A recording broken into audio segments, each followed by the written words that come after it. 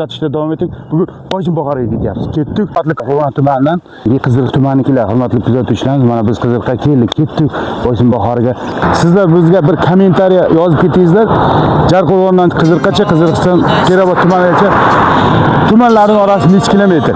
Kommentariy kutaman, hurmatli kuzatuvchilar.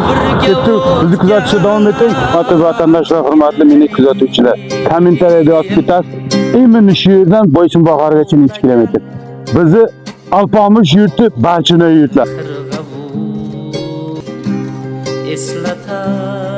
Tuşlarımız mana bizi Surxondaryo viloyati Boysun tumani Munchoq mahallasida bizning O'zbekiston qurolimiz Do'mbira qurolimiz, Do'mbirachi qurolimiz. Shabirdi bobomiz qishlog'i bo'ladi mana.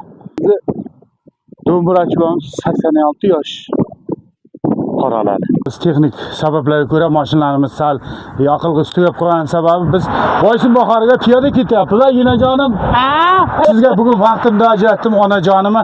Hammani taklif qilaman Boysun Bahoriga. Onasini, bolalar, oilasi bilan kelishdi.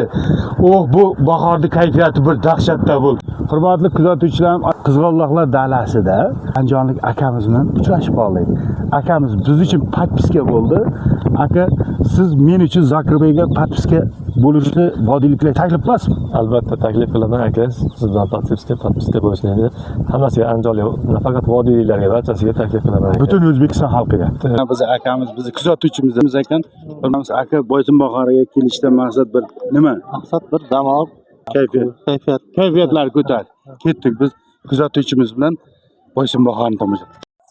Hurmatli kuzatuvchilarimiz, mana biz Boysun Bahorimizni yakunladik. Boysun Bahorimiz juda zo'r kayfiyatda o'tdi. Hurmatli kuzatuvchilarimiz, sizlarga taklif qilamiz Boysun tumanida Boysun Bahori.